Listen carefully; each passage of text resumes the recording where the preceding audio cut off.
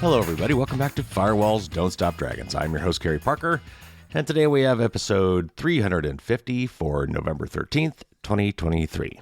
We've got a great interview for you today. As promised, we're going to be talking with Danny Rogers and Rocky Cole, the co-founders of iVerify, a really useful security application for your smartphone. This is something I've been wanting to cover for a long time, so I'm really glad to get these guys finally on the show. I really wanted to dig into security of smartphones today.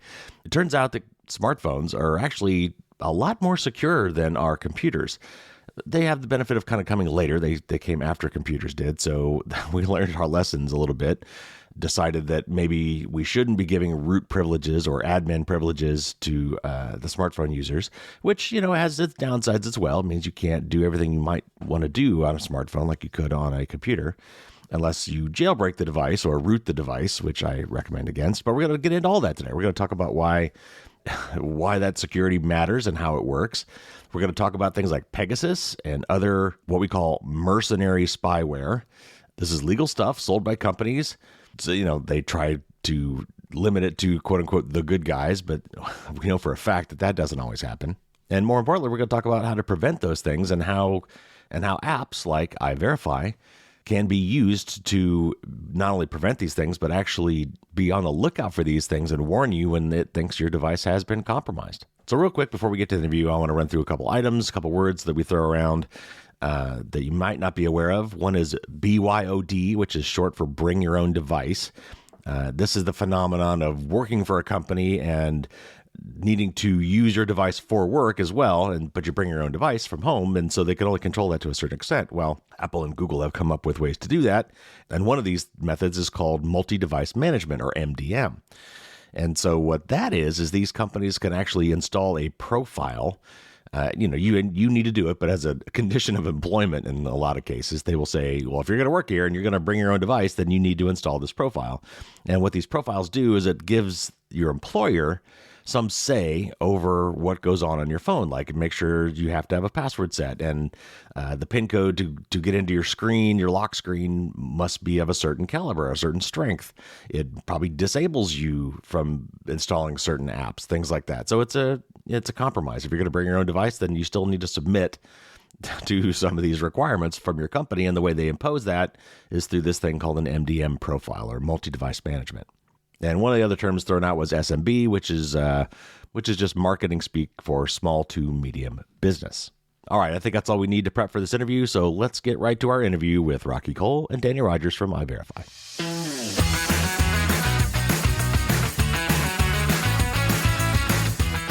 Danny Rogers is co-founder and CEO of iVerify and the first mobile threat hunting company. Prior to iVerify, Danny founded Terbium Labs and the Global Disinformation Index. And if all that weren't enough, Danny has a doctorate in chemical physics and is an adjunct faculty at NYU. Welcome to the show, Danny. Thanks for having us. Our other guest, Rocky, is co-founder and COO of iVerify, an alumni of both the NSA and Google. And Rocky has 12 years of experience playing with both offense and defense in the cyber domain. Welcome to the show, Rocky. Thank you kindly. Looking forward to diving in. As much as I hate, products like Pegasus, I'm just fascinated as an engineer about how they work and the whole cat and mouse game between Apple and all the attackers. So I can't wait to dig into some of this stuff. So before we go any further, the audience may not know. So why don't you tell us a little bit about the iVerify app, how it works, what drove you to develop it, and then maybe I know you've got different versions. So maybe tell me how the different versions of the app are different. Yeah, absolutely. Thanks. And so iVerify was incubated at the storage consulting firm Trail of Bits. My good friends Dan Guido and Alex Soderov founded that company about a decade ago, and they are 100-some person, all BYOD, all very tech savvy, privacy aware folks. Yeah, and they needed some sort of mobile security telemetry management solution, but we're pretty unhappy with the basic offerings, right? They decided that MDM for their BYOD fleet wasn't really appropriate. They weren't really happy with anything else out there. And so they essentially rolled their own in the form of this iVerify. And it was a kind of a combination of just basic security telemetry that they could read from just a simple app without requiring a management profile on the device. Plus, having some of the best iOS internals experts in the world working there. Also some deeper security scanning, jailbreak detection, that kind of stuff. And so putting those two things together built this internal security tool And I was actually a customer of the tool, before I kind of joined the team. Sure, yeah. And developed a reputation of just like the right balance of mobile security telemetry with without kind of privacy invasion that's really appropriate for BYOD. And then the emergence of this mercenary spyware threat surfaced, and the narrative changed. And I think iVerify went from being like, this is a nice kind of balance for BYOD to it's that plus, this more advanced security scanning that turned out to be extremely relevant in the face of the sort of new narrative around mobile. And so we kind of collectively decided it's time to kind of stand this up as a company on its own 2 feet in response to this emerging threat. And so, yeah, we have a couple of different versions. We have, we obviously have a sort of individual consumer iOS app, soon to support Android as well, that, a lot of people in the community have downloaded, have used for a long time, really kind of are fond of and believe in. But we also have a newer enterprise offering and an even newer, deeper forensics tool called iVerify Plus that we're piloting out in the community now. The iVerify for Enterprise, kind of an organizational tool, is not just an app, but it's actually a whole management dashboard and and appropriate for kind of larger SMB or enterprise deployments. And then, of course, this newly in beta forensics tool, which is really about doing that deeper threat hunting. And I think, in the face of this new threat, I think we're starting iVerify as its own company, really with an intention of being the first real mobile threat hunting company, going out there and actively looking for, not just known indicators of compromise, but, looking for new ones, looking for this now, like I said, emerging commercialized kind of mercenary spyware threat that's becoming a pretty decent market unto itself.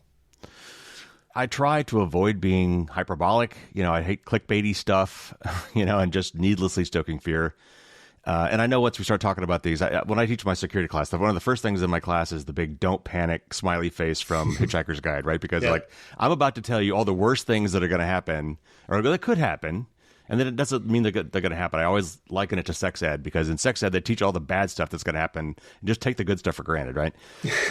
Right.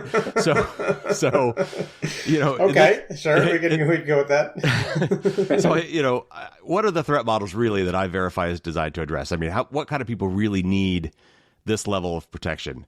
But I also want to know, for the people who do need this protection, I'm curious, what does that mean for like the people that are close to them, like in their social graph? Does that mean that they are also at risk?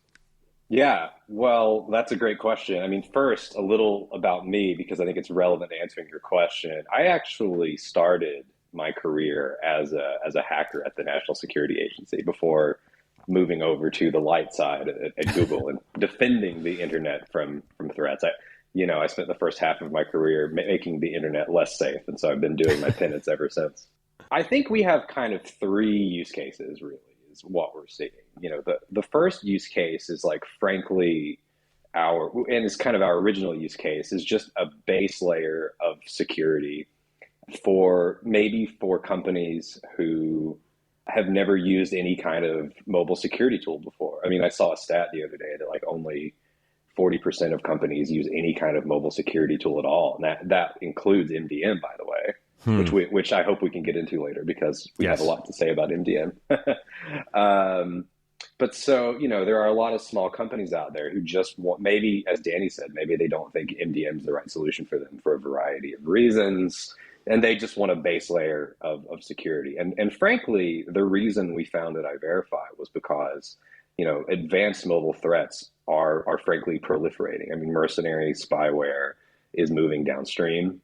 It's not just the purview of big governments or really sophisticated actors. Sort of less sophisticated actors are learning from the NSO groups of the world. So our position is that really everyone needs a base layer of security against mobile threats these days. And like really MDM alone is just not going to cut it.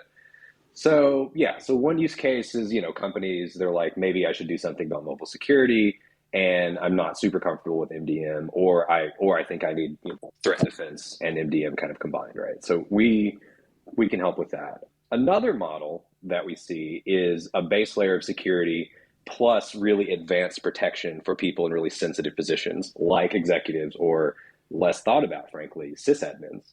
Mm-hmm. So the only really way to catch critical vulnerabilities like 0 days, the stuff that you're going to try to target sysadmins with often, are forensics, really deep investigations of the phone. And we've built technology, which we can talk about later, but we've built technology that makes forensics faster, cheaper, easier, quick to deploy, easy to do, doesn't take all day. And so we see some deployments where everyone in the company gets kind of a base layer of security with the app, and then we use our forensics tool to do deeper investigations for those people in really sensitive positions. And then I'd say the third use case, and these would be more like the big governments of the world. I won't say any by name, but like let's say state actors who routinely already do forensics investigations of the devices in their organization. In some cases, they're interested in using just a forensics tool because they already have really sophisticated security operations and security researchers on staff. So they just use our tool to protect, their whole organization who's constantly being bombarded with all sorts of advanced threats. I always liken these kind of tools, to being like hiring a bodyguard, because if you really want security, whatever that security app is, or the person is in this case, it needs to have access to everything, right? I mean, they need to know where your mistress lives. They need to go with you when you buy drugs, because they're there to protect you, right?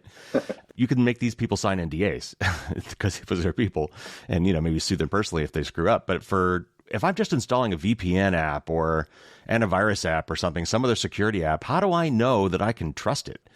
We have seen cases where VPN apps and antivirus apps do nefarious things, mostly data mining and things like that. But some of them, they install custom certificates and they get all up in your encrypted traffic.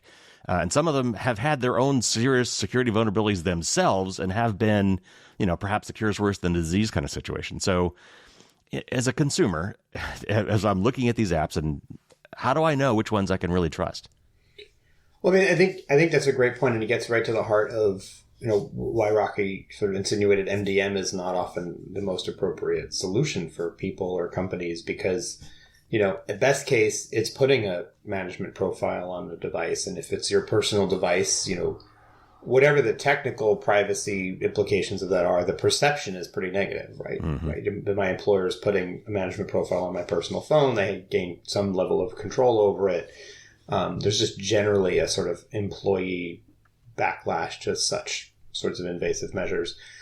But also, and this doesn't get talked about nearly enough, that like MDMs can become themselves the vectors towards insecurity, right? That now you have this privileged position on a mobile device, and if that MDM gets popped, well, now you have more control over a mobile device than you would have had if you didn't have that MDM. Right. So, I mean, iVerify again is a bit of the answer to that, right? In that it doesn't require a management profile. And you don't have to take our word for it. Just go look on the Apple App Store, and there's a privacy report card that's generated by Apple that tells you exactly what the app does and doesn't need to see. One of my favorite things to do is put that report card up next to, any common app. I mean, hell, put it next to the Facebook app, and you'll see, quite a difference just in the length alone. Right. In what's on that privacy report card. So, we designed it to simply not require that level of access, not have that ability. And so it doesn't actually increase your kind of attack surface or your risk profile by using it, whether you're an individual user or an enterprise user. All right. But what about the company itself and the software itself? Because short of being open source, and as much as I like open source, I certainly understand a lot of companies can't to go open source would be to give away the IP. But short of being open source and having that kind of transparency, how can I know that you're doing what you say you're doing? Even my understanding is certainly, and maybe you can correct me, but the privacy nutrition label from Apple is a voluntary thing that you fill out. And I don't know how much vetting they actually do of that. So you could be lying, for example. Oh, no. They look at the apps, right? So they vet the apps that go through the App Store for all kinds of things, including malware, privacy violations, etc. So, I mean, the iPhone operating system is pretty seriously locked down, and we're not like hacking your phone or anything like that. That's we're not doing anything that you're not supposed to be able to do. And again, Apple looks over our shoulder on this app, right? And so, yeah, so there's we're not putting a management profile on the device. There's nothing that you can really do from an app other than get the telemetry that we're able to get that can read any of your private data or anything like that. All right, so we've talked about MDM a lot. Now, I'm sure there's many people in our audience who have no idea what we're talking about. So tell us what an MDM is.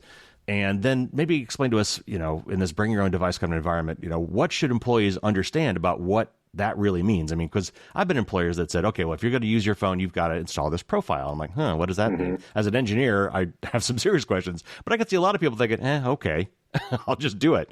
So as an employee, if my employer is asking me to do this, what should I understand about the personal privacy and security implications of that? And then I'm also curious to know, are there any, if I remove that profile, are there any lingering remnants of such things, or does it really go back to being my device after I remove it? Yeah, I mean, that's a great question. I mean, so what an MDM essentially does is it uses functionality built, if you're using an iPhone by Apple or if you're using an Android by Google, to reduce device functionality or like force certain behaviors, right? So for example, you can use a management profile to force an OS update. You can force someone to have a strong PIN code. You can remove access to like Siri or iCloud or something like that. And so the idea essentially of an MDM is to like, there's a term of art that we use called reducing the attack surface, right?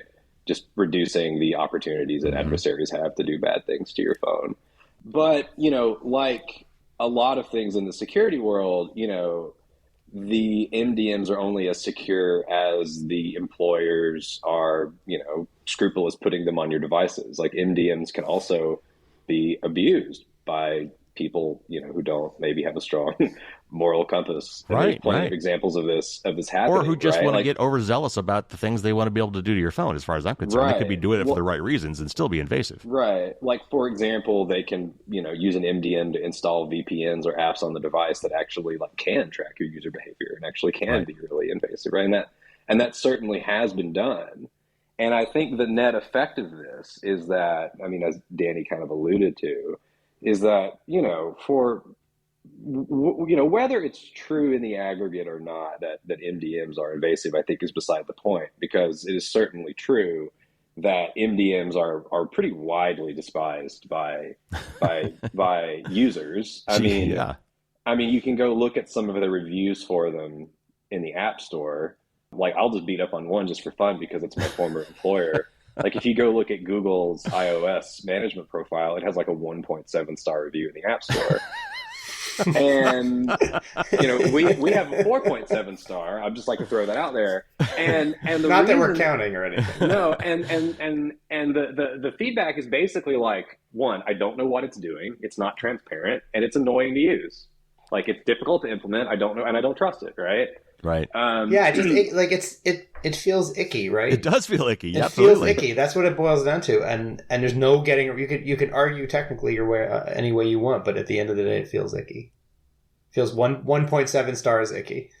To your question about like lingering effects, I mean, if used properly the way they're meant to be used, I mean, no, and once the MDM is removed from the phone, the privileged access ceases, right? But again, the way that an MDM is abused is by forcing settings on the phone that do increase the user vulnerability, and that certainly can linger. Like if you are compromised because of if you end up compromised because your MDM gets compromised itself, right? Which is a super scary situation. I wouldn't say widespread, but super scary to think about.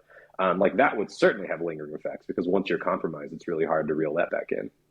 But just to drive home on that, so my understanding is what it will happen is it will remove the restrictions that were there, but it won't necessarily change the settings back to the way it was before. Like, for example, if it required a 6-digit PIN code or an alphanumeric PIN code instead of just the 4-digit, which was the default, I think it's 6 now, it's still going to be what it was. I mean, you now have the capability to reduce it if you wish, but it's going to be what it's going to leave the settings at the higher settings when it left. You'd have to now go back and kind of undo what it did, right? I think that probably varies. That probably varies MDM to MDM. That's actually a great question. It's the last one I used was actually Google's management profile properly that they rolled themselves, because I was a Googler. And in that case, what they did was when you unenrolled, they actually wiped your whole device. And so that has its own set of problems, right? Because it's like that's a lingering effect. So right. I was using a Pixel, and it was fine because Android is partitioned, the work profile and the personal profile, and that's actually super helpful. It's like wipe my work partition all you want. I don't care, right? I mean, it's annoying if all of your stuff gets wiped. But on iOS, if you have if you don't have it set up right, you can wipe a lot of personal data too, and that certainly has a lingering effect. I'd be mad. Yes. That's actually something I wish iOS would implement, because I mean, how many times have parents and grandparents been handing their phone to the grandkids or the kids or whatever and want to play a game? Can I play a game on your phone? Because they're 5 and they don't have their own iPhone yet, which in America maybe they would have mine 6, but where I could set up a profile and say, okay, put it in. And I know there are different ways you can manage that, but it'd be nice if they could put it in. All right, here's little Johnny mode, and I give it to Johnny, and it's restricted for him. Then profiles would be nice. So I'm curious to know, what do you guys think about third-party app stores? And since you've already brought up Android, we got a nice comparison there. Android for a long time has had the ability, and you have to jump through a couple hoops, but you can get apps from non-Google Play stores. And Apple's been very adamant to say that no, we don't want to allow that because we think that it's a security risk for our users. Because we do a good job of vetting our apps, and who knows what these third parties are going to do. They're not going to do as good a job as we are. What is your take on that argument, and how good do you think that the Apple App Store, and I'm curious if you know about Google Play as well, how good are they at weeding out bad apps? Oof. Good question. I mean, this is a personal opinion of mine, and I don't think there's an easy answer in any direction, right? Because on the one hand, I think the technical controls that make an iPhone secure, for example, are not necessarily in the closed app store, right? It's the sandboxing, it's all the other security features of an iPhone design, right? But if you start to take into account like user behavior and the sort of the non-technical part of it, so to speak, I think I net out that there is value in having control over what goes on the phone, right? I think back to the days of BlackBerry. Like, BlackBerries used to sign their batteries, right? You couldn't go buy a third-party battery, and the logic behind it. I mean, I literally had a conversation many years ago. This is just telling you how old I am, with Mike Lazaridis himself. It was like, when people were buying knockoff batteries and putting them in their BlackBerries, and then they would catch fire on their face, they would blame BlackBerry, not the battery they bought, right? And so they signed the batteries and basically said you can't use a third party because we're getting blamed when you do something dumb, right? And so I think there's an element of that in controlling the apps that you put on your phone and having someone look over your shoulder. And I think Apple does a pretty good job of looking over the developer's shoulders. I will also say, I mean, I think there's been examples of Google whiffing it, right? And been things sneaking into the Play Store, probably slightly more often than things have snuck into the Apple App Store. Right. Though I know it's happened both ways, but yeah, I think you're right. Yeah, it's happened both ways. My sense is there's a little more lax on the Play Store. But, at the same time, I understand the argument of it's very limiting in terms of, I mean, I bought this phone, but I can't do whatever I want with this hardware, right? It's like there's some offense taken to that, right? And I understand that. So I understand both sides of the argument. I net out that when you take into account human behavior, that having control over what happens on that phone makes it overall safer. Maybe a little less open, a little less free. And yeah, sure, we all give up 30. I mean, trust me, we get that we give up 30% of our revenue to this big company, right?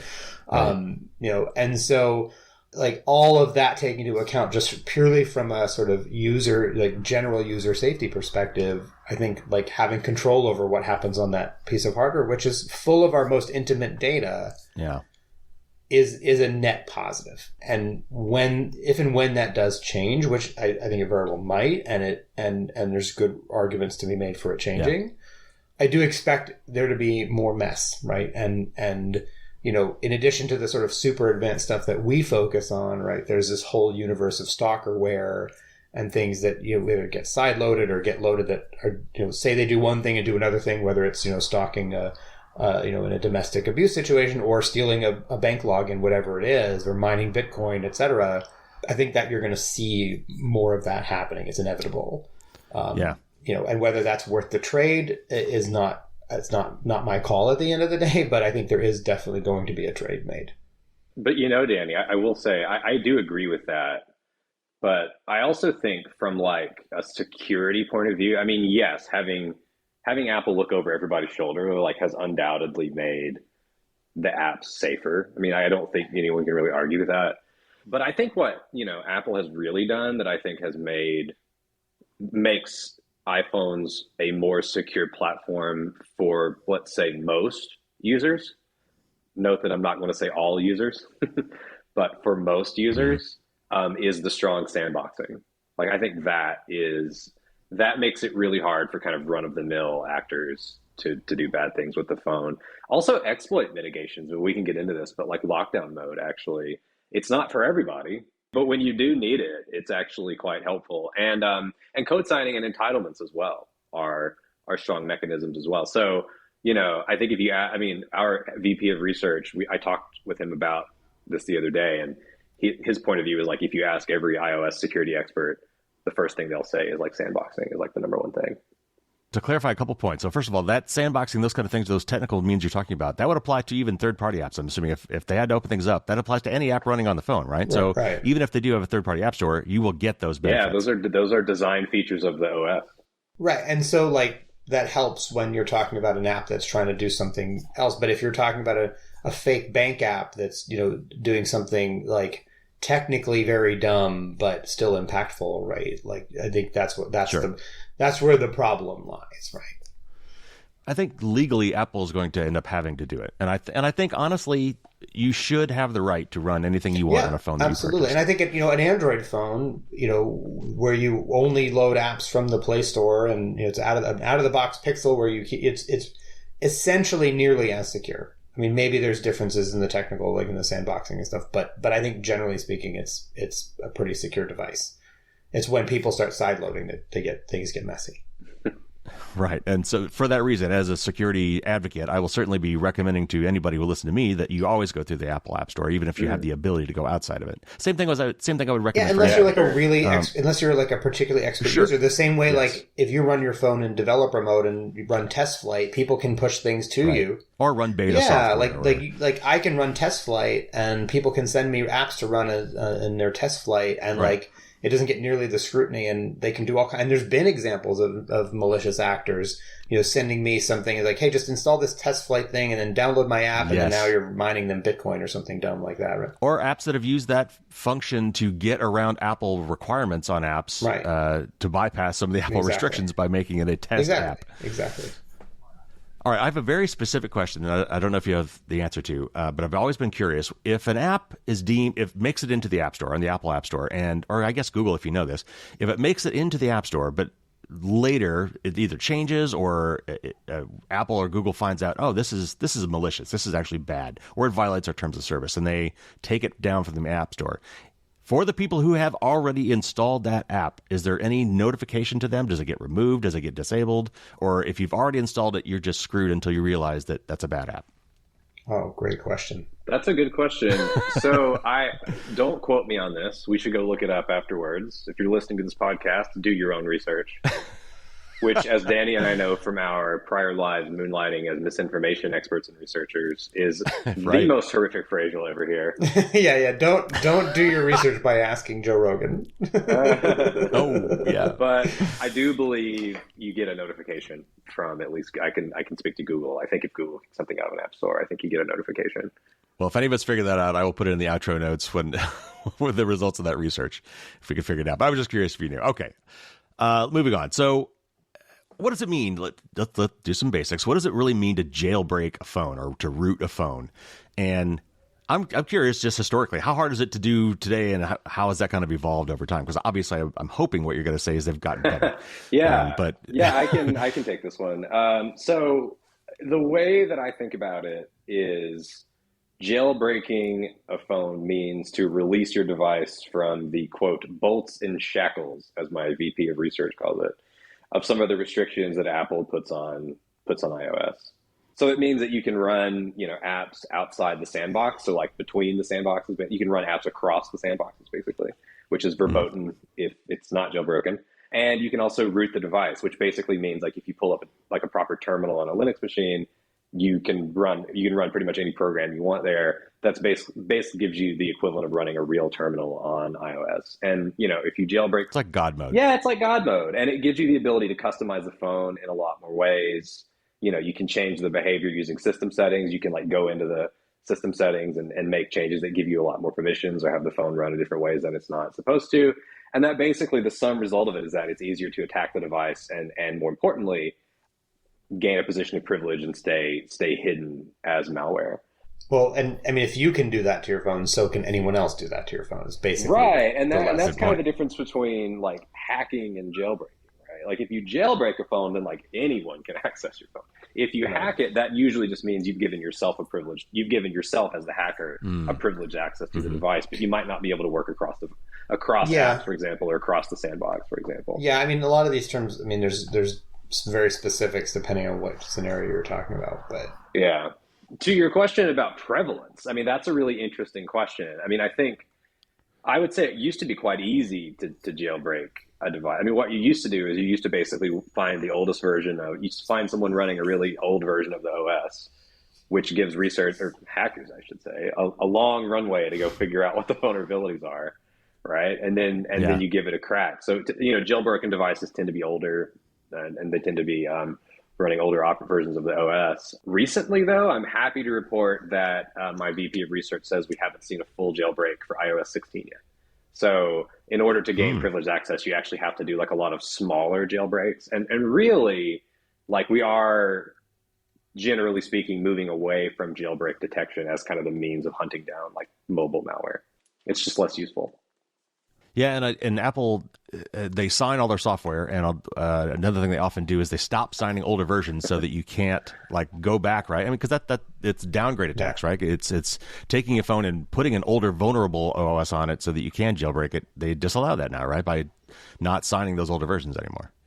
So let's talk about how do you tell? How can I, either as a user, me personally, or maybe more to the point, how does your software tell? How do you know if a phone has been jailbroken or hacked? And then tell me what sort of things, as much as you can tell me, I'm sure this is proprietary, but what sort of things you might consider quote unquote indicators of compromise? Well, first of all, the way you tell as a user is you download iVerify and we'll tell you. You set me up for it. No, but in all seriousness, how I mean, I am serious actually. That is a good way to tell. We obviously do have, proprietary ways of doing this, and as Rocky said, there's sort of the base layer of protection that comes with our individual app, and then there's added layers of protection that we add on for more sophisticated or at-risk customers. And so we're looking both for kind of known indicators as well as kind of more generic indicators. So things like, is the phone jailbroken, right? Or have various parameters changed, etc. that normally wouldn't change. And then with our more advanced forensics tool, we're able to do a lot more. We're able to look for, like I said, more general signs of anomalies or processes that shouldn't be running and things that are broken out of sandbox and stuff like that I think are part of that threat hunting arsenal, right? That tells us that, that we're looking at something that's not supposed to be happening right now, even if we don't know exactly what it is. So, all right, let's talk a little bit about the sandboxing, because you've mentioned it a couple times. So in terms of an indicator of compromise, how could I tell that something has violated the sandbox and broken outside of a sandbox? So maybe tell us what it really means to be sandbox. What does that do to an app? And then how might you be able to detect that some app has gotten around that? That's where we're going to get real quiet, actually. I mean, you as a user using your phone day to day aren't going to be able to tell. That's kind of the power of it, right? Is that an adversary, if they're able to run something, as root on your phone, they can run it in such a way that you wouldn't have any idea, right? If Pegasus is running on your phone right now, you don't know. It's a zero-click exploit, meaning they can send you this carefully crafted iMessage or whatever the vulnerability they're exploiting is, and you don't have to take any action. You don't know it happened. Right. Right. Maybe you notice that, it's getting warmer, its battery's running down, but even then, right, they're very good at covering their tracks. Once you do the forensics on the device, you can start to see either specific known indicators, right? The existence of certain files or something like that, right? Or you can start to see, more general anomalies, right? Something is running in a way it shouldn't be running, but only if you do the deep forensics. And essentially what our advanced tool is sort of productizing that forensics capability into something that can run, as Rocky said, fast and efficiently and at scale. So it's not the job of like some technician taking, many hours or many days to pick apart an image or a backup file or something, and instead, something that happens kind of in real time and live and can tell you, when within 20 seconds something weird is happening on this device and we should take a closer look. Yeah, and just to add a bit to that, I mean, I'll reveal a touch more than Danny did there, although not a lot. I mean, the way that you tell if your phone is hacked is each attack leaves fingerprints, right? Just like at a crime scene, you do dusting for fingerprints, right?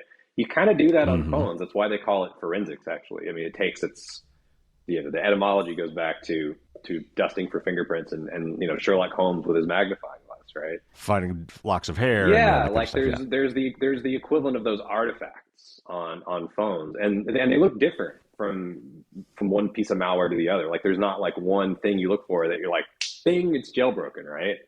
Yeah. And the way that you get really good at quickly saying like, hey, there's really advanced malware on this device is you do kind of what CrowdStrike did for desktop. And I give them a lot of credit. Their business model is dope, first of all. They're the bee's knees. And they, like, basically what you do is... Wow, haven't heard that expression in a very long time. And you build up this is the cheesiest thing I'm going to say, I hope, all day. And I'm not even the dad in the group here. But like, you build up community immunity, right? Like, you build up a big pool of processes and file names and domains and shortcuts, right? And if you see one that isn't in your massive database of those things that looks funny, then you go, light bulb, I should look at that, right? And that's how you go about building IOCs. It is an art, not a science. It is a volume game as much as it is about having a good magnifying glass, and it's about having a good set of processes whereby you sort wheat from chaff. Not that differently than an intelligence agency might look for a needle in a haystack, so to speak. So let me get this straight. So sandboxing really, though, as far as the concept goes, so this is a set of permissions. It's a set of guardrails around an application that says, okay, you can see your own data. You can maybe see a couple things from system data if you get permissions from the user, but you can't see other apps data. I mean, it's right. This container, right? This is sort of that limits what they can have access to. Is that a good summary? Essentially. I mean, I think it does go technically deeper than that, right? It's like down at the processor level, right? Of you're running in your own. I mean, you're running in your own sort of machine, essentially, right. Your own environment. And to your other point about these forensics details, they're kind of like Dexter, because he's smart about, like, he wears gloves, he picks up his stuff out. There are some of these malware tools that are smart enough to try to clean them up after themselves too. Is that correct? Not only clean them up, but leave when they need to leave. Don't overstay your welcome. It's like when you've got what you need, hit the road. You don't need to stick around. You know the cops are showing up. So pack up shop, leave, run out the back door. Sometimes we hear the back door slam. So Wow. Yeah, sure. All right. Yeah, we're torturing this analogy pretty well. So let's talk about this marketplace. What is the marketplace for mercenary spyware like today? We've obviously talked about Pegasus already from the NSO Group. This is maybe the most popular one. Surely, however, there are others. So how do products like this compare, for example, to even the other things you mentioned, stalkerware? What does this marketplace look like? What kind of flavors are there for mercenary spyware? Yeah, I mean, there is this universe of like mass market stalkerware. People using it at kind of the individual consumer level. They know, it's, if you know to look, it's there. It's not doing anything particularly spooky. It's hard to do on iPhones. It's more common on Android. But I think the bigger thing is the more advanced stuff, right? The world has changed in the past few years. That the ability to go after a modern, up-to-date, secure mobile device in a stealthy way sort of used to be the provenance of like the most elite cyber actors only using it kind of in the most discerning kind of way, right? So unless you were an international terrorist fugitive or something like that, you didn't really have to, you could say the iPhone is secure out of the box, right? And that's what's different, right? Is that capability has been commercialized. And, Pegasus is just the most well-publicized version, in part because it's been used to go after journalists. And so, so it's going to get a lot of publicity. But what it's done is demonstrate there's a market, and a robust market, right? That the people who build these tools have a market for them and are selling them to people who will pay money to buy them. And it's now no longer the provenance of these very small elite groups of people. and instead something that if you have enough cash, you can buy. Now, it's not yet hit the sort of everyday credit card theft level type of ubiquity, right? But it's still a lot more ubiquitous than it once was. So if you're talking about kind of who needs to worry about it, I wouldn't say everyone needs to be worried about it. It's not a sort of mass market thing yet, but I also think that it's no longer just the international terrorist fugitives, right? But now we're talking about people who work in high level in finance, or people who have, who work in, sensitive industries, right? If you work at a space company or in private equity, and of course the frontline human rights defenders and investigative journalists and politicians, right? The people we could hear more about in the media coverage, but there's a whole universe of people we don't hear about who wouldn't talk to the media if it happened to them, but who are still very much in the crosshairs for this stuff, right? Because there's as much of an economic espionage use case here, even a commercial espionage use case that I think is already here and already something that people need to think about. And so now, you're in this environment, especially post-COVID, where you have a lot more BYOD, a lot more people kind of using their personal devices for work, and also this emerging threat. And so you're in the worst possible scenario of an emerging threat and an uncontrolled risk. And so that's why we started this company, was to do something about that, because it's a new narrative around mobile. These things seem to be kind of self-limiting in a couple different ways. First of all, like you said, iPhones are getting really, really hard to get into, for one thing. So the exploits you find that can get into them are extremely valuable. And so they tend to take a lot of money and a lot of, effort to... But that's not new. They always were. I think it's actually the other way around, where they've always been hard to get into. I think... And yes, every time something gets released, it gets, that particular vulnerability gets closed, right? But I think it's more that, now the desire to get into iPhones is now a commercial market, sure. Right? And so I think you're going to actually see this accelerate, not decelerate. And we've seen that in our data. We've seen more signatures added in the last 6 months than we did in the last 3 years. Yeah, here's a couple stats for you that I just came across the other day. Like, if you just look at stuff published by Google's TAG, right? Their threat analysis group.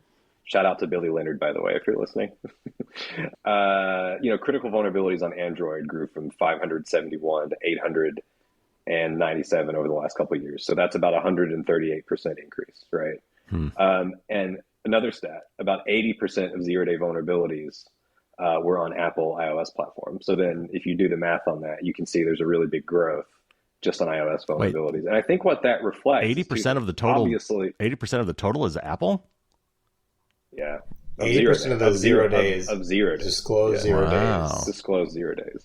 And so I think that reflects a couple things. Obviously, there's a bit of bias in the statistics because there's more people looking for 0 days now. Like Google and Apple have kind of stepped up their security game, right? Which is great. You should give them credit for that. But I think what it also reflects, as much as the increased scrutiny, is the fact that, there is now juice to be squeezed from hacking a phone. Maybe 10 years ago, that wasn't the case. People didn't use their phones for work as much. They didn't have as much of their digital lives on their phones as they do now. We say in some cases that phones are almost extensions of our minds. Oh, yeah. That's maybe that's a little uncomfortable. No, I think you're right on, yeah. Maybe they shouldn't be. We can talk about that separately if you want to, but I think the fact remains is that there's an incredible treasure trove of data on phones these days. And there is demand and supply for these vulnerabilities. And I don't see that really fundamentally changing anytime soon. I think it's going to accelerate. I agree with Danny on that. All right, so we often say in security that if you have physical access to a device, basically all bets are off. A lot of these things we've been talking about so far, certainly Pegasus, these are remote exploits, which are devastating, but they are still remote. But if I've got your device in my hand and I can take it away from you and do things to it, that's a whole different ballgame. So I'm just curious, from your perspective, how does having physical access to a device change the attack opportunities? Help us understand that. And for example, Celebrite, the forensics tool Celebrite that we have heard being used at the border with Customs and Border Control, or by law enforcement officers who take your device in the back room and then we'll bring it back and hand it to you. Tools like Celebrate, how do they work and how they differ from these kind of remote zero click things? And then I'm curious to know, can apps like iVerify either block access to these sorts of forensics tools, or can they at least allow you to, can make it tamper evident? Can you make it so that I know that this has been employed against my device? Yeah, I mean, I'll start this. As a former hacker on the government side of things, I'm sad to say that if someone has physical access to your device, you're pretty much screwed. I mean, physical access is like the one thing that really no security tool can help you much with. I mean, obviously you can help yourself by having a strong passcode, obviously, right? I mean, that's like, in some situations, biometric lock is helpful. If you're at the border, it's actually not. Right. which we can get into. Yeah, I would like to touch on that in a minute. Go ahead, keep going though. Yeah, but like having a strong passcode helps. I mean, frankly, just like not having your phone with you when you're in a vulnerable situation is frankly helpful. I mean, physical access can allow you to gain access to really everything, and that's why it's super critical to have passwords that you can't brute force. Yeah, I mean, I think it's to a degree. I mean, if you have a powered off iPhone, like there's still exploits required to be able to get past it. If you have, if it's a strong passcode, etc. Like there are things that you can do, right? As Rocky said, if you're traveling through a checkpoint, right, like turn off the biometric, turn off your phone entirely so that it requires a strong and have a strong passcode. At least in the U.S., I believe they can compel you to put your finger on the sensor. You can hold it up to your face, right? But they can't compel you to reveal your strong passcode. And so, but if they're able to break through the passcode piece, then they have access as if they're you. Right. So in terms of what's to detect, there's not much to detect. If they're breaking into it in other ways, I'm not sure that physical access is that much different than the biggest difference is that they are there with you, and honestly, like a wrench to the head. The XKCD cartoon, you know what I mean? Right? Yeah, exactly. Like it's not. I think the pernicious one is really the remote one because you have no idea that it's happening, and they can do it from somewhere else. There's no cost to them in that sense. They don't have to go reveal their presence to you and hit you with the wrench or whatever, right? And so I think that like that's not really a case we're focused on. I mean, I think there are probably some technical overlaps between how we do our forensics and how forensics companies do their forensics. Short of our users are willingly doing this for themselves rather than having it done against their will in a hostile situation, right? Important distinction, but yes, very important distinction to us, right? And, people are paying us to help them with this rather than right, and others paying us to do this to them, which is certainly a very big chasm of ethical difference. So the indicators of compromise similar, like would your app be able to know that if I'm at the border control, they say and I gave them my device and they went in the back room and brought it back to me, would I be able to tell? It entirely depends on what they did to it.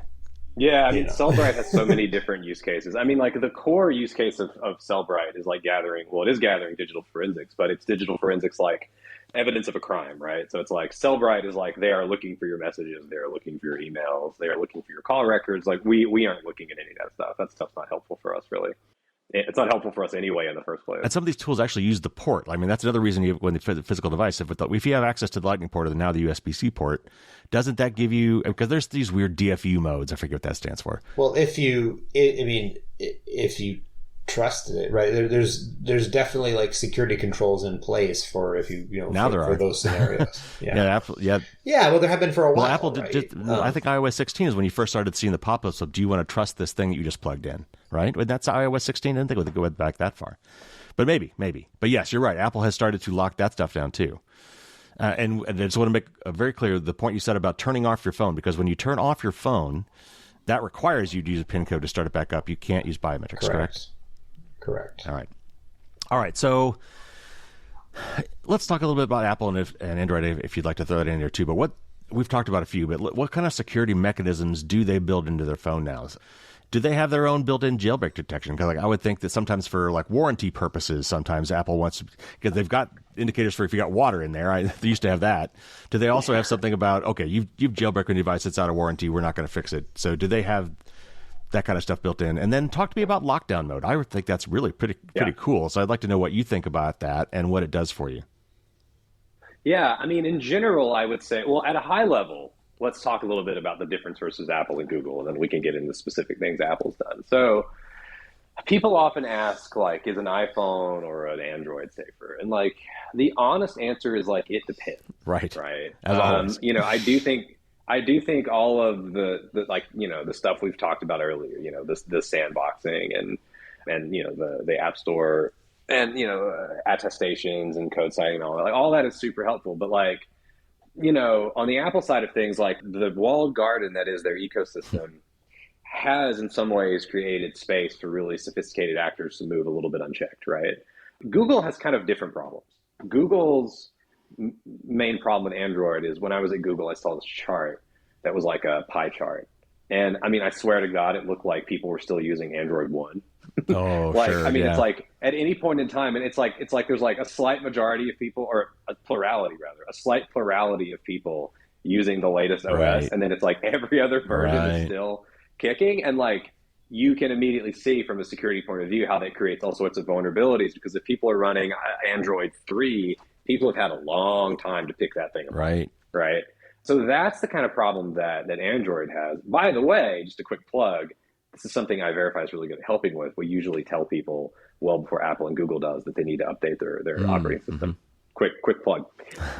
But as far as specific, you know, as far as Apple, I mean, you know, their strategy isn't to do detections. Their strategy is to prevent attacks from happening in the first place. You know, and so the App Store is part of it, sandboxing is part of it, lockdown mode is part of it. You know, and what lockdown mode does is it basically turns off a good chunk of functionality of the phone in the name of removing vulnerabilities that have been sort of recently or frequently exploited by mercenary spyware. And, you know, what it does basically is it turns your phone into a very luxurious brick.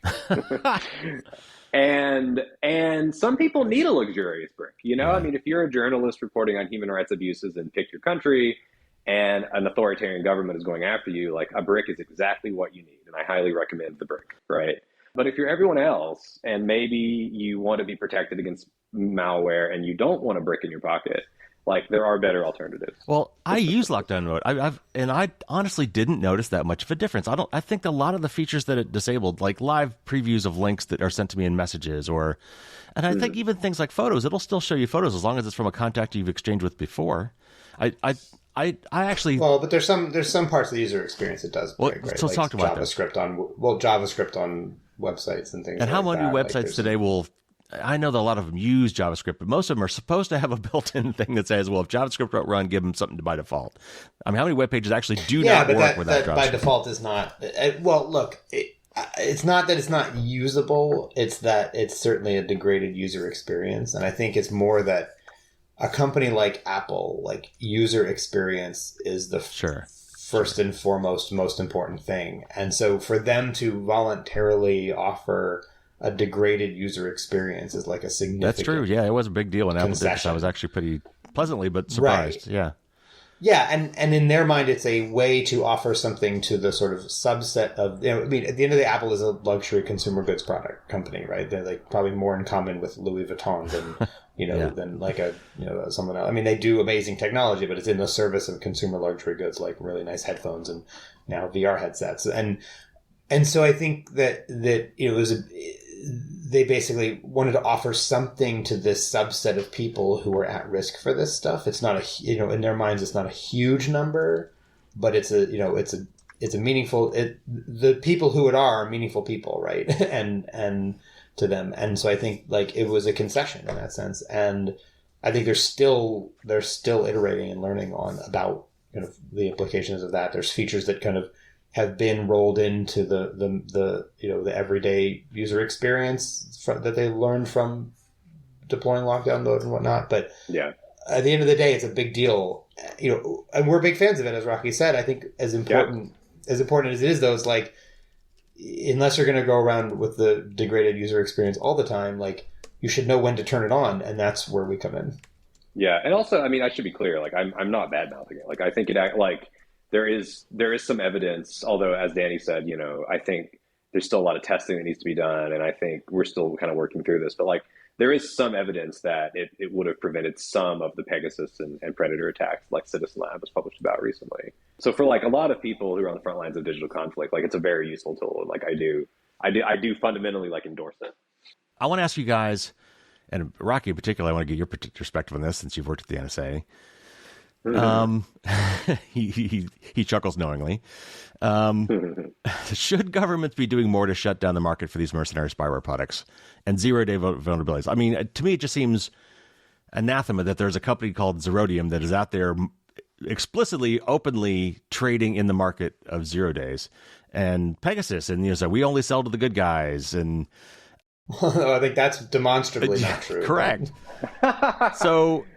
And the flip side of that is, should agencies like the FBI and the NSA, CIA, whatever, and other, GCHQ, should they be compelled to responsibly disclose their 0 days instead of hoarding them? Because obviously I know that this has been something that's gone back and forth. I know the Obama administration actually tried to put in some new rules around this. So what's your take on that? Oh boy. Now that's you want me to take it, Rocky? I can take it. No. I'd be happy to. So in some ways, I think okay, this is a complicated question, obviously. On the one hand, I think in some ways, like let's think back 10 years ago remember when director James Comey got in that big fight with Apple over building like a responsible backdoor in? Like you can trace a decently straight path from kind of that debate to like the rise of NSO Group, right? But suddenly people realized that like governments around the world were going to hack your phone. Were they just going to do it with Apple's blessing or without, right?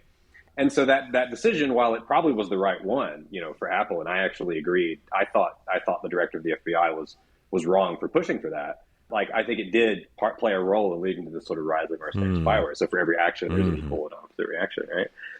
On the other hand, like, I think probably what's all fair and good, and this is just my opinion. I'm not even going to say there's a lot of science behind this. This is just like how I feel as a former spook.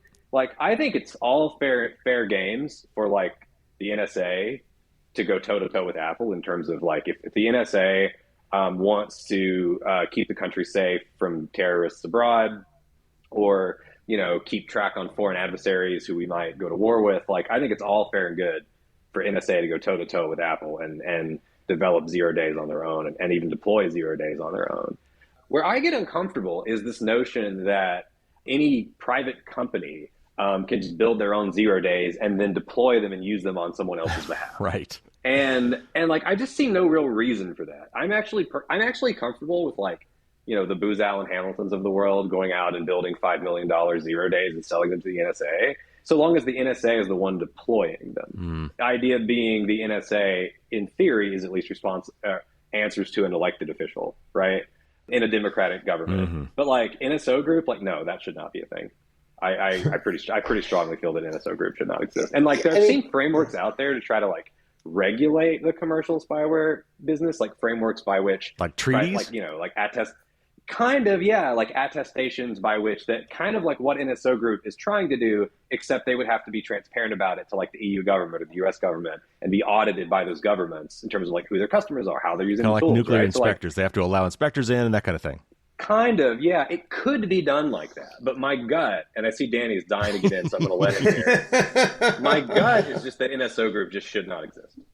Danny. All right, Danny, bring it. Oh, I mean, I guess I'm just always sort of like amused that we're surprised as people when spy agencies spy. Like, that's what they do. That's what spy agencies do, is spy. Sure. Right? And so it's like, it's always a shocking revelation that, oh my God, the spies are spying. Can you believe it? How ungentlemanly of them. Like that's what they do. And I'm not even going to editorialize on whether they should or shouldn't. I'm just saying they do. And that is what their charter is to do. That said, there's the debate about, encryption backdoors is, I think, a sort of analogous one. And I think there's a constant sort of complaint by the kind of law enforcement community more than the espionage community, because the espionage community doesn't talk. Right. But there's a constant complaint like, oh, our jobs are hard, and it's kind of like, yeah, your job is supposed to be hard. You're supposed to be. That's a feature, not a bug. Right. You're supposed to do your jobs, but also your job is supposed to be difficult. And by the way, it's amusing how many EFF stickers are on cars in the NSA parking lot. That would be very interesting to see. Oh yeah, no, for real. Absolutely, yeah. Have fun driving around counting them, but there's quite a number of them. Interesting.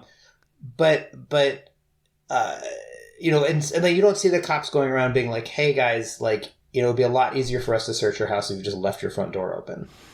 Right. And it's like that, to me, that's the relevant analogy is like, no, we should have locks on our front doors and the cops have the battering rams. Now, maybe it's because of this, like the locks are gotten like infinitely good and the battering rams need to be infinitely large. But I don't think going around telling every citizen to leave their front door open to make it easier for the cops to search your house is the answer to this question. I also don't think we should be surprised every time it's revealed that spies are spying. Like so that those are my, and then my last thing is it's just like, I also don't know that like using nuclear weapons analogies is appropriate because like at the end of the day, they're not nuclear weapons. Oh, sure. I just meant more with a category unto itself. The public inspection regime, I thought might be similar. Certainly in the type of effects, it's very different. But the whole point is that these are like, generally like not attributable. The whole feature of them is the lack of attribution. And so I think like I don't know that you're gonna have like if you send a missile, you can see where the missile came from. But if you send a malwares, right? Like the whole idea is you don't have to reveal where it came from. And I think I don't know that like inspections regimes are going to be the answer. I don't know what the answer is, but these are just a few kind of a few fixed points in that conversation that I think we shouldn't lose sight of. So my personal opinion is that I think I agree with Rocky in that there should not be a third-party public marketplace for these sorts of things. Though I do think that certainly law enforcement, intelligence agencies, that is their job to do this sort of thing. And espionage is a thing that needs to happen for national security, as is counter-espionage. And I think more in-house stuff makes sense. The degree to which any given 0 day should be like if they find a bug in Windows, how much should they tell Microsoft or should they hoard it? I think that's a deeper issue that we could spend an hour on. Yeah, well, and I think, whether it shouldn't, isn't, there is. It's just the point is that the state of the world is that there is now a commercial market. And the big thing is we could talk regulation all we want, but it's an international market. And we can make all the laws in the U.S. we want, and that only affects what happens in the U.S. or what the U.S. does or buys, right? But like, when the regime in Azerbaijan is buying something from Israel, like we have no say in that, and as Americans at least, right? And so there's only so much policy making you can do, and the fact is that there's been a demonstrated viable commercial market, and someone will inevitably fill that market need one way or another. And that's the brave new world we're in. And I think the most important thing is that we acknowledge that. The last thing I'll say, though, just as a sort of been in the cybersecurity industry for quite a while, is there's a ton of myopia on the vulnerability equity process and the 0 days and stuff like that. And outside of the realm that like Rocky and I live in and our team lives in every day, like most of the cybersecurity stuff that happens in the everyday lives of everyday internet users has nothing to do with 0 days. Right? Like we can spend all this oxygen debating the vulnerability equities process, and meanwhile, like business email compromise is costing the industries billions and billions of dollars, and there's no technical exploit happening at all. It's just an email that looks like it's from your CEO sending an international wire transfer. Like we'd be a lot better served if like the Social Security Administration would set up an API to verify that a Social Security number was real, right? Or credit card companies got more serious about fighting fraud. Like there's a lot more low-hanging fruit than arguing about O days. So let's bring this down to earth. As we wrap up, let's get more personal and come back from the 30,000-foot view and get down to the tree level. As a user, what are some of your basic recommendations for the average user who wants better privacy and security settings? What do you recommend that most people do? What are some basic hygiene maybe for security and privacy tips? Let's get practical. Firstly, download the iVerify app, and there's a whole Absolutely. series of guides in every category. Right, yeah. Like probably 20, 30 guides that will guide you through all. I don't think we have time to read them all to you on the show, but we have done that exact exercise and said, here are all the things you should change and set up and check if you want to run your phone in the most private way.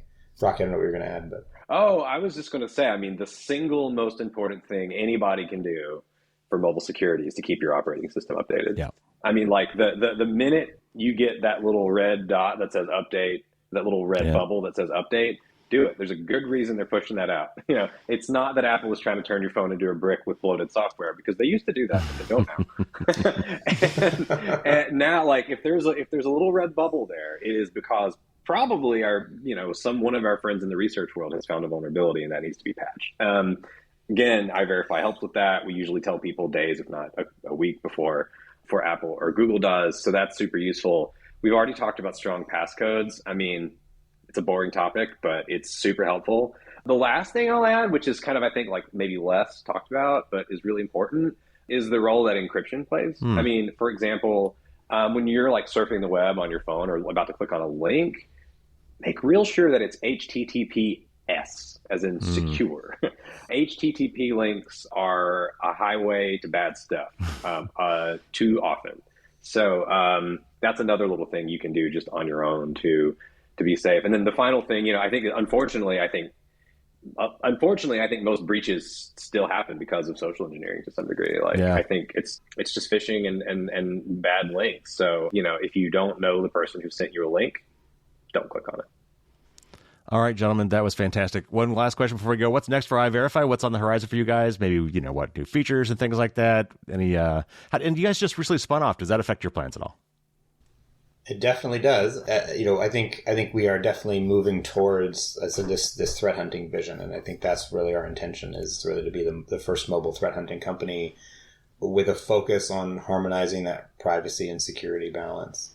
We have this new forensics tool in beta. We're now putting that out there in kind of the more sensitive places to start really doing that aggressive searching for what comes next. So you're trying to move beyond just the app and just the kind of the base level of protection, and trying to really move into the advanced stuff is really what our focus is right now. Yes, we're focused on the beta, of our forensics tool. I would say, we're also doing some things to work with like resellers. There's a lot of people out there who just don't have any security on their phone at all. I mean, I think we started out today by saying about 40% of people only about 40% of people use anything at all. That leaves 60% that use nothing. I think there's a lot of opportunity to add a base layer of security to a lot of people's phones in the enterprise setting. So we're going to be getting our product ready to support sort of a scaled business focused on SMBs next year. All right. Fantastic, guys. It was really great talking to you. It's some really interesting discussion today. Thanks so much for coming on the show. Thanks for having us. You got it.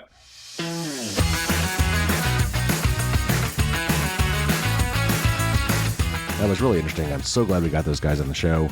We'll definitely have to have them back in the future. By the way, I apologize. You could probably hear it in my voice. I'm a little bit sick, a little bit under the weather, so I'm a little bit froggy here as I do this outro, so I apologize for that. But just a couple quick things before we go. I've been using the iVerify app on my phone for several weeks now, and it's been great. I really like that it's got these kind of built-in checklists that you can go through and do a self-audit on your phone to make sure you've got all the right security settings. And there's a lot of tips built into this stuff, so it's great. It's only $3 for the individual version, and that's not a subscription. That's like forever. So it's well worth the money, even if it's just to kind of go through these checklists that are built into the device to make sure you've got all your settings right. But as they said, also, it's also very good about notifying you, better than Apple, actually, weirdly, about letting you know that there's a software update. I mean, Apple's pretty good about that, though sometimes you have to go into security settings and go to the update thing to make it kind of kick it to go check. One tip I did get from the guys is if you want to make sure that iVerify is constantly checking and notifying you absolutely as soon as possible, it's good to use it as a widget, which sort of kind of makes it run in the background all the time. Like, for example, if you just restarted your phone, their app will probably not be running until you go to run it. But if you have a lock screen widget that's tied to that app running, then I think it kind of kickstarts it. And I also followed up with them a little bit to see if we could figure out that question about if Apple or Google labels an app as malicious and removes it from its app store, are you notified? And I don't think you are. But according to Danny, if you're running the enterprise version of this, in other words, if your company, if you get the enterprise version of iVerify, it actually will, on Android, let you know if there's malicious apps or if apps have been flagged at the Play Store that are on your device. I really don't know why the Play stores don't do this. I mean, it would seem to me that this would be an easy feature to build in and something that would be smart. I mean, if they've gone to the trouble of removing something from their app stores, they really ought to be letting the people know who have installed this app. And let's face it, they know who have installed this app. They should be letting them know, like, hey, we just removed this from the app store, and here's why. You might want to consider removing it from your device. Also, we mentioned that XKCD cartoon. I'm sure I mentioned that one before. XKCD is a really great strip by Randall Munroe. I actually had a chance to meet him. He came to talk in my area, and I went to go see him, got a signed book. It was great. XKCD is a great cartoon. It comes out, I think it's once a week, and there are several classic ones that you'll probably see quoted, like I do, and this one. And this was one called Security, and I'm not going to give it away. There's a link in the show notes. It's much better just to go look at it than me trying to describe it to you. And finally, another link I put in the show notes, Moxie Marlinspike, who is the brains behind Signal, at least as I understand it. He was the main developer of Signal back in the day. He has since gone on to other things. But during his time at Signal, he was kind of bumping up against companies like Celebrite who were trying to get at that Signal data through the phones. And he's got a wonderful write-up about security flaws that he found in Celebrite's forensics equipment.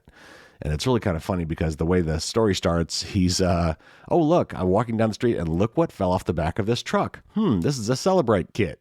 Let's investigate this. And it is really quite an interesting story. It's a funny read, too, the way it's written. I would definitely check that out. And, of course, there's a link in the show notes. All right, that's going to do it for this week. Patrons, you'll be getting some bonus content with Danny and Rocky coming up on Thursday, as usual.